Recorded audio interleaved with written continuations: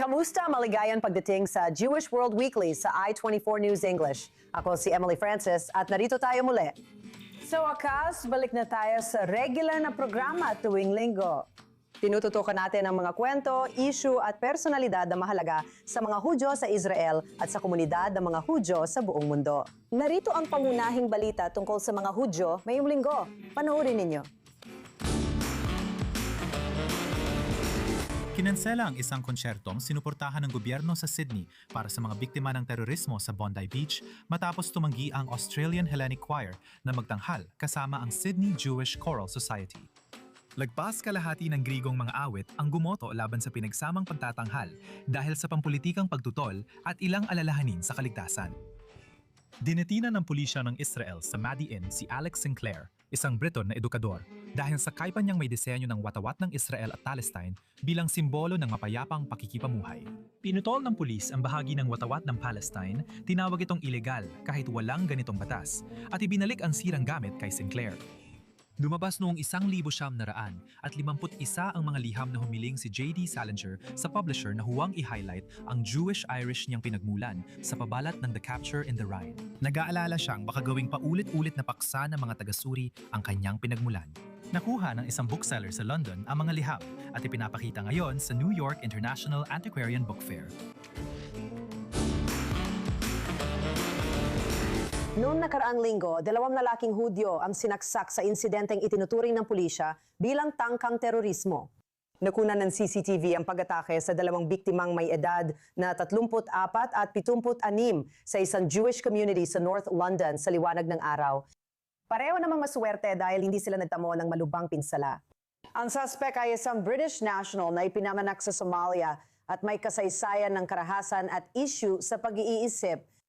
Patuloy na nabibigla ang komunidad ng London dahil sa sunod-sunod na pag-atake sa mga bahay ng komunidad ng mga Hudyo, isang komunidad ng mga Hudyo, pati na rin sa mga bahay-sambahan. Kasama natin ngayon mula London si Phil Rosenberg, Presidente ng Board of Deputies of British Jews. Salamat po sa pagdalo kahit sa ganitong pagkakataon. Salamat, Emily. Shalom. Shalom, shalom. Marami na kaming naiulat mula Oktubre 7 at pagkatapos noon. Maraming karahasan at antisemitismo sa UK at talagang ramdam na ramdam namin ito. Narinig namin ito sa Hilagang, California sa gitna ng araw. Mga taong walang takot o hiya, hindi iniintindi kung sino ang makakita, sinusubukang gumawa ng napakadelikadong bagay. Tama ka, Emily. Mula Oktubre, 7 nakita natin ang paglaganap ng antisemitismo hindi lang sa mga pag-atake noon, kundi pati sa buong mundo. At sa ating konteksto, tulad ng sa maraming ibang diaspora na komunidad, nakita mo na nagsimula ito sa mga mapanirang slogan, mga taong nananawagan na ipalaganap sa buong mundo ang intifada at iba pa. Nangyayari rin ito online at sa universidad. Pagkatapos, lumalala ito, una graffiti, tapos sunog, pagkatapos pananaksak. Ilang buwan na ang lumipas, wala nang maranasan natin ang pinaka-anakamamatay na pag-atake sa komunidad ng mga Britanikong Hudyo sa loob ng maraming siglo sa Heaton Park Synagogue, Manchester. Kaya alam mo sa sinabi ko, ibig kong sabihin, natatakot ba talaga ang mga tao na lumabas sa kalsada? Naintindihan ko na tinatakpan ng mga tao ang kanilang Magan David o nagsusuot ng sombrero sa ibabaw ng kanilang kipa. Pero ang ibig kong sabihin, alam mo, ang mga ganitong pangyayari ay parang iniisip ko, mas nagpapadadagaradag ng takot at mas gusto na lang ng mga tao na mamuhay ng normal araw-araw. Mga batang papasok sa paaralan, pupunta sa supermarket, bibili ng kape.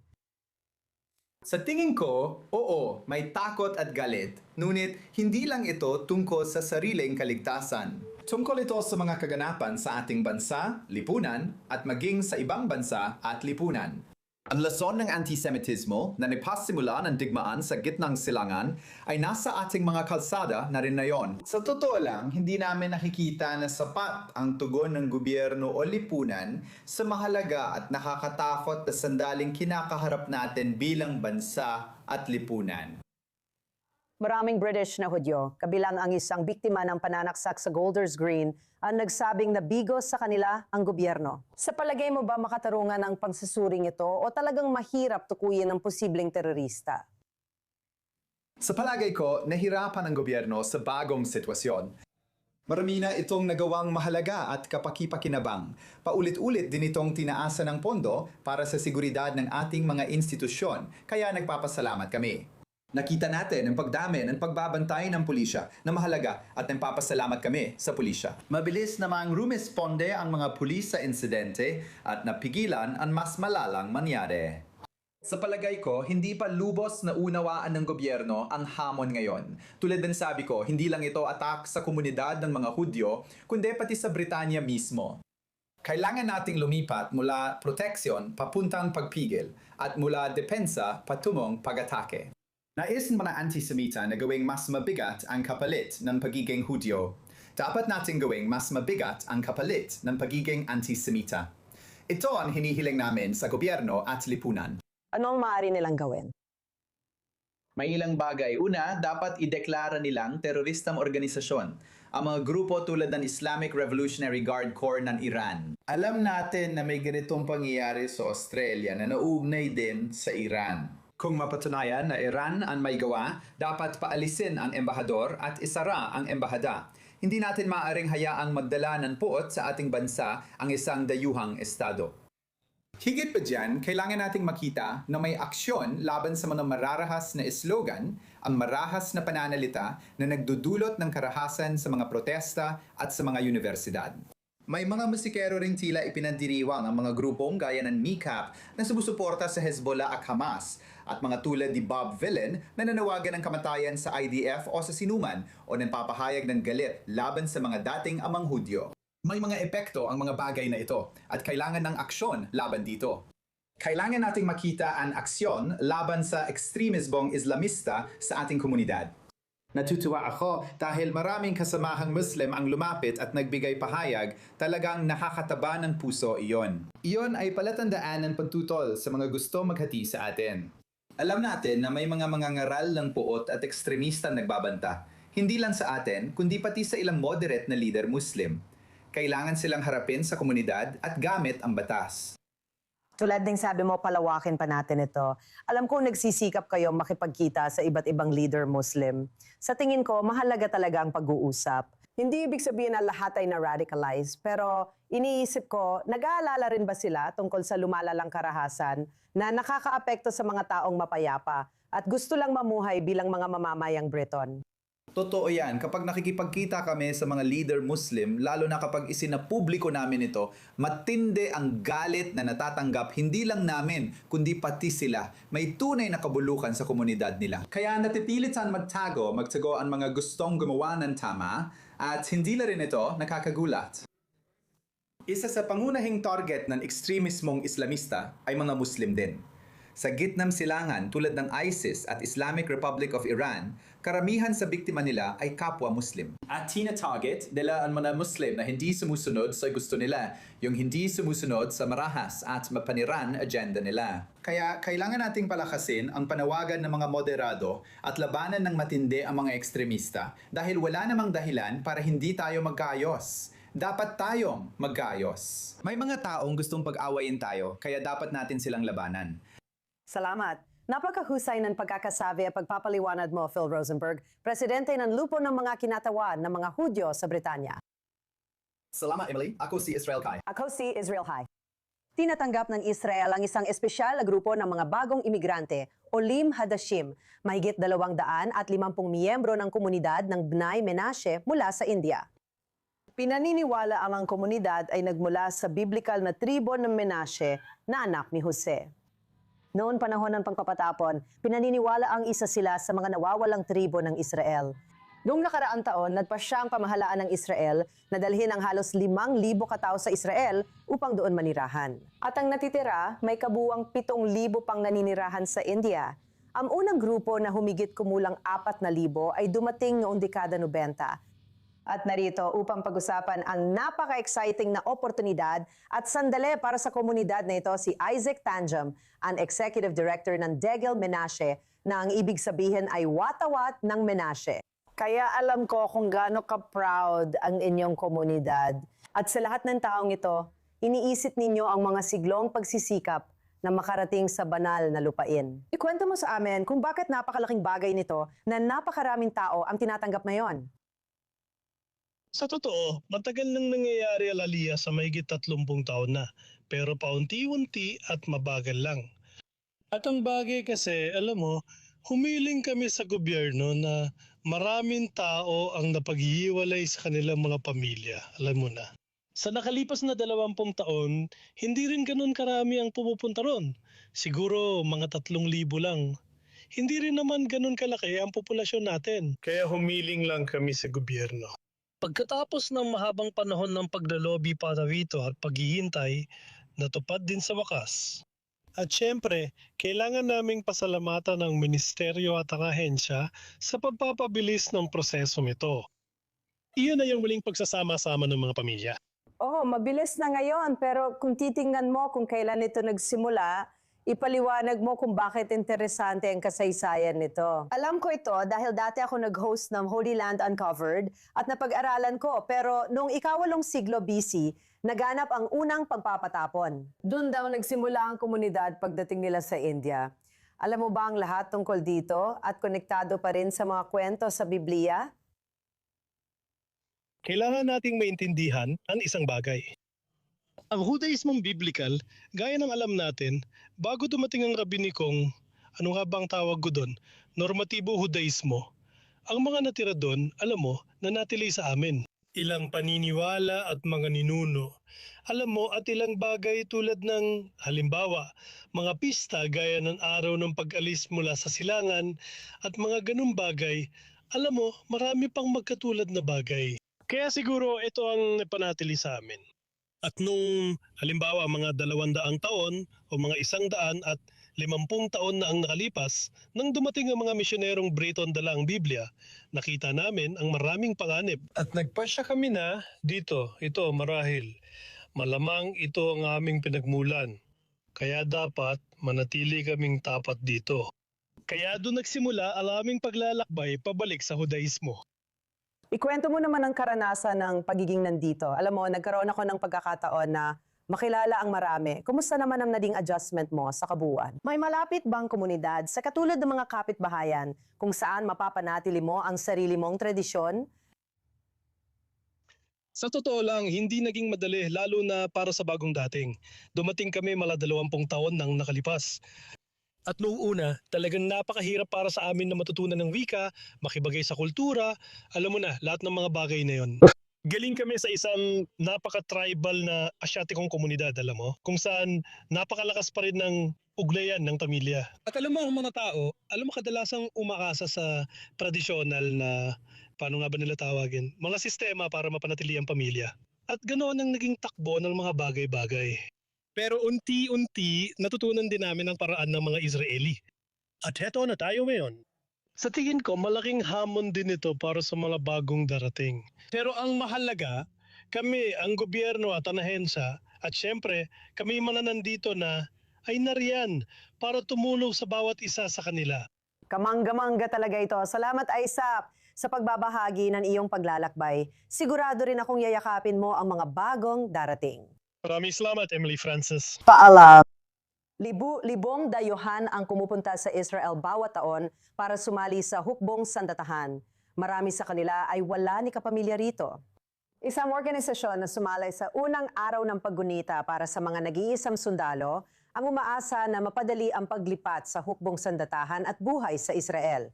Narito ang ulat ni Joe Brown. May tinatayang 170,000 sundalo sa IDF.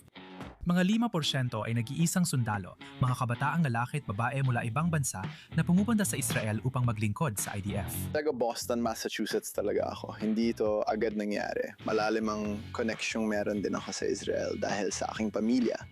Ito ang pag-unawa na tayo bilang mga Hudyo. Saan man tayo naroroon sa mundo, ang Israel ang ating tahanan. Ang paglipat sa kahit anong bagong bansa ay maaring maging mahirap. Pero ang sumali sa isang hukbo sa isang banyagang bansa at bagong wika ay lalo pang nakakatakot at minsan ay nakakalungkot. Sa tingin ko, ang malaking sandali para sa akin ay yung bago ka umuwi at ang mga kaibigan mo ay nag-uusap tungkol sa kung gaano sila kasabik na makita ang kanilang mga magulang at pamilya at pinaplano nila ang kanilang hapunan ng Shabbat ng magkakasama, halimbawa. Alam kong uuwi ako sa bahay na walang laman at walang naghihintay mula sa pamilya ko. Sumali si Levi sa IDF noong 2011. Hindi ito bahagi ng buhay niya dahil ngayon lang niya nalaman ang kanyang pagkahudyo. Taga-Netherlands ako at lumaki sa tradisyonal na tahanan. Hindi relihiyoso, typical na Dutch. at wala na impluwensyang Hudyo. Nung ako ay 17, nalaman ko na may lahi rin pala akong Hudyo mula sa panig ng aking ina, na isang uri ng lihim ng pamilya na nawala noong panahon ng digmaan at hindi na ibinahagi ng aking lola sa tuhod pagkatapos ng digmaan na siya pala ay Hudyo talaga. Nang malaman namin yon, nagsimula ang aming paglalakbay. Habang at pagkatapos ng serbisyo sa hukbo, sunod-sunod ang pagsubok ng mga dayuhang mandirigma sa pag-aangkop sa buhay sa Israel. Ang pagiging nag-iisang sundalo ay nagpapakita ng mga kakulangan na mararamdaman mo lang kapag kailangan mo na. Tulad ng abogado para sa kontrata o guarantor na kadalasang ginagampanan ng mga magulang ng Israeli. Pero ang mga nag-iisang sundalo, wala sila nito. Matapos ang tungkulin niya sa hukbo noong 2019 na Estimax gumawa ng serbisyong tinawag niyang Growing Wings para tumulong sa mga nag-iisang sundalo na makibagay sa buhay sa labas ng labanan. Layunin niyang suportahan ang mga nasa parehong sitwasyon sa pamamagitan ng pabahay, emosyonal na suporta at pagbuo ng komunidad. Tulad ng sabi niya, mula sa mga nag-iisang sundalo para sa mga nag-iisang sundalo. Kaya nabuo namin dito ang sentro na pwedeng lapitan ng mga nag-iisang sundalo para ilahad ang kanilang problema at pinagdadaanan. Ikokonekta ka namin sa tamang tao o organisasyon para maresolba ang problema mo. At titingnan namin kung nakuha mo ang tulong na kailangan mo. Isa sa unang sumali sa programa si Levi na pagkatapos makita ang organisasyon ay na-promote at naging tagapamahala ng kanyang komunidad. Wala akong matutuluyan, kaya lumapit ako kay Max at humingi ng tulong. Papasok ako sa hukbo sa loob ng 2 linggo at walang mapupuntahan. Pinatira niya ako sa apartment kasama ang ibang nag-iisang sundalo. Doon ko naitindihan na espesyal ang programang ito dahil sinusubaybayan at tinitiyak nilang ayos ka at binibigyan ka ng hinahanap kong komunidad. Kasama rin sa programa si Ariel Lublina, isang Brazilian na nagserbisyo kasama si Max. Siya ang tagapayo ng mas batang mga nag-iisang sundalo at tumutulong sa mga educational trip sa Poland. Napatay siya sa Gaza Strip noong Agosto noong nakaraang taon.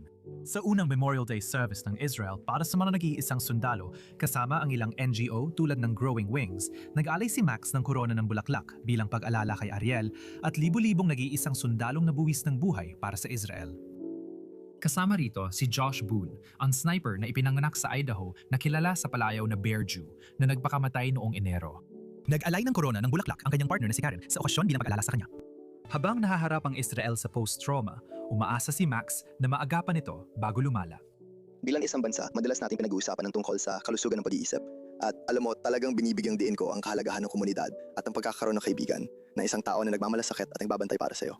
Kahit na ito ay simpleng pangungumusta, kahit na ito ay, alam mo, pagtawag lang para tsaking ayos ka lang. Iyon ang maaaring maging pagitan ng buhay at kamatayan. Komunidad ang sentro nito. Bawat taon, libu-libong dayuhan ang sumasali sa IDF, isang di madaling maintindihan ng hindi nakaranas. Layunin ng Growing Wings na gawing lakas ng grupo ang natatanayng karanasan ng bawat isa. Ang lone soldier ay tungkol sa pagiging mag-isa, kaya ang komunidad ang daan para makaalis ka roon. Kaya talagang inisyatiba ito mula mismo sa loob ng komunidad, pagbibigay lakas mula sa loob ng komunidad. Dahil yun talaga ito, pantay-pantay. Alam mo, nandito ako para tulungan ka. Dahil nung ako ang nangangailangan ng tulong, may tumulong din sa akin. Walang duda, tayong lahat dito sa Israel ay medyo nabaliw nitong buwan ng digmaan. Ngunit ang susunod nating panauhin ay magpapawala ng ating pangamba. Palakpakan si mentalist Michael Saman. Hello! Salamat sa pag-imbita sa akin. Maligayang pagdating. Sobrang excited ako. Sobrang excited. Ang saya na makilala ka. At una sa lahat, meron kang kakaibang pinagmulan. Alam kong dito ka lumaki, pati magulang mo. Pero ngayon, sa New York ka na nakatira. Lumipat ako dito noon. 3 buwan matapos sila mag-aliyah, ipinanganak ako. At ngayon, nakatira na ako sa New York. Nakatira ako sa malaking lungsod sa Manhattan. Kaya gusto kong pumunta dito. Ayos yan. Para ipaliwanag, nung bata ka pa dito, paano nagsimula ang interes mo sa bagay na ito nung bata ka pa? Medyo interesante ito. Minsan, ang isang taong musikal, hindi niya agad namamalayan na musikal pala siya. Parang ibang tao muna ang nakakapansin kapag napapansin ng mga tao na, siya ay batang mahilig sa musika, gusto niyang tumugtog ng musika, o mga bagay na gano'n. Kaya parang sa tingin ko, nagawa akong ilang mga bagay. Naisip ko, ang astig nun. Kaya akong hulaan ng ilang bagay o mahulaan ng ilang bagay. At naisip ko, ganun palang paggawa ng mahika. Kasi nakita ko ang mga tao na gumagawa ng mahika. At doon ako nahilig sa mahika. At kapag mahilig ka lang talaga sa mahika, sinabi sa akin ng mga tao sa mundo ng mahika na pwede kang gumawa ng tamang mentalism. Bakit hindi mo subukan yon? Doon ako nagsimulang magbago ng direksyon. Ipaliwanag mo ang malaking pagkakaiba ng illusionist, mentalist, at magician. Madalas pinagsasama ng tao, pero magkaiba sila. Ano ang kailangan para maging mentalist? Ang mentalist ay iba sa magician.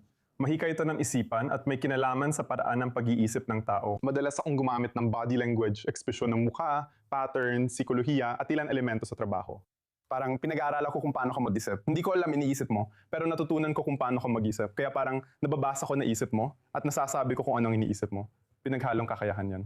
At ang mahika ay kadalasan tungkol sa bilis ng kamay at pagpapatingin sa'yo sa isang direksyon habang may ginagawa akong iba sa ibang lugar. Alam mo yon, buo siyang proseso. Iba siya kasi napapaisip ang tao matapos hindi lang basta magic trick gaya ng kuneo sa sombrero. Ibang klase ang paghugot ng iniisip ng tao, kaya masaya siya. Ibig kong sabihin, halata namang bata ka pa at sinusulit mo ito gamit ang iyong YouTube channel at kung ano-ano pa at sinusubok kang makipag-collaborate sa iba. Instagram, YouTube, oo, sa mga platform mo. Pero tulad ni Andrew Garfield, kaya mo ring mapahangga sila ng husto. Sinusubukan namin intindihin ang isipan ng bawat isa. Susubukan ko rin sa'yo. Halimbawa, kanan o kaliwete ka? Kanan.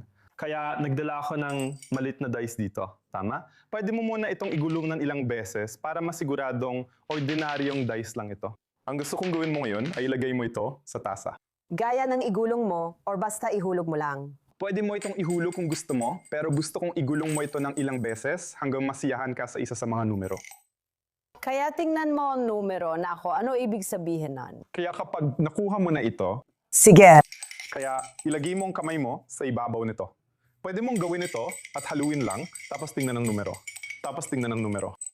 Sige. Kung ayos na sa'yo ang numero, panindigan mo na. Kung gusto mo pang magbago ng isip, pwede kang pumili ng ibang numero. Masaya ko kay Emiseng. Ilagay mo ito sa gilid para hindi ko makita. Nasa kabila yon. May ilang sobre dito, pwede mo bang i-shuffle? I-shuffle mo sila. Parang haluin ko sila. Mahilig ako mag-shuffle ng baraha at gawin yung whole bridge, tinuro yon ng lolo ko. Ang galing, parang Mahilig talaga ako sa baraha. Meron ako mga baraha. halimbawa, gumawa ka ng dice, may numero ka, at hinalo mo ang mga sobre, at sinabi mong kanang kamay ang gamit mo. Tama? Oo. Kaya ikakalat ko lang ito dito. Gagawin ko ito ng ganito lang at lalagyan ko ng marka ang mga sobre ng 1, 2, 3, 4, 5 at panghuli 6. At ilalagay ko lang sila dito diretso. 1, 2, 3, 4, 5, 6. Kaya meron tayong mga sobre dito. Gamitin mo ang iyong imahinasyon na yun. Pwede mong ipikit ang mata kung gusto mo at isipin ang kahit anong lugar sa mundo. Kaya pwedeng isang bansa, pwedeng isang lungsod, pwedeng kahit saan, basta isang lugar na napuntahan mo na noon. Ngayon ko lang hinihiling sa iyong isipin ito. Sigurado. Wala na tayong oras.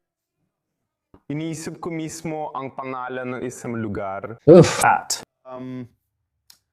gusto kong isipin mo na naglalakad ka sa kalsada. Maaari mo bang sabihin sa amin kung saan ang lugar na yon? Ano ang lokasyon? Sabihin mo nang malakas. Ano yon? Oo, bayan ng ski sa Colorado. Naglalakad ka sa ski town ng Colorado. At pagkatapos, makakakita ka ng malaking tatsulok. Gusto kong isipin mo na yung tatsulok ay nasa hangin. Bigla, may makikita kang larawan sa loob. Agad na pumapasok sa isip mo ang larawang yon. May imahe kang naiisip. Kaya gusto kong isipin mo yung larawang yon. At gagawin ko ito. Gagawin nating totoo ito. Kaya magdodrawing ako ng malaking tatsulok dito. Ganyan lang. Parang madaling ka sa Pictionary. Pero ibibigay ko sa iyong marker at gusto kong iguhit mo sa loob ng tatsulok ang iyong drawing. Kahit ano pa, tatalikod ako, nakikita ko rin, ayos lang, sige, kaya meron kang. Ang galing, pwede mo hawakan malapit sa'yo, basta wag gaya ng panulat ni Pangulong Trump. Hindi, yung malalaki niyang marker. Bago mo ipakita sa amin yung ginawa mo doon, pinaikot mo muna yung barya, di ba? Tapos hinalo mo yung mga sobre. Sinilat mo yung mga numero. Kaya ang daming pagpipilian, tapos kumuha pa mula sa kainan. Tapos na tayo. Nagawa na natin ito ng maraming beses, di ba? Nakakabaliw. Kaya magsisimula tayo sa numero. Ano ang numerong napitan mong gamitan? Sabihin mo ng malakas. Oo, isa. Numero 1. Itutulak ko lang paabante ng ganito. At gagawin ko ito. Ipapakita ko sa iyo kung anong kakaiba. Sa numero 2, pwede ko itong punitin. Kita mo, walang laman sa loob. Di ba? May numero 3 tayo, wala ring laman sa loob. Sige. Numero 4. Hindi naman ganun ka-impressive. Lahat sila, walang laman sa loob. Tiyan mo, ipapakita ko para patunayan na talagang walang laman. At pagkatapos, pinili mo yung pagguhit, isang bagay na biglang pumasok sa isip mo. At pagkatapos, pinili mo rin ang numero 1.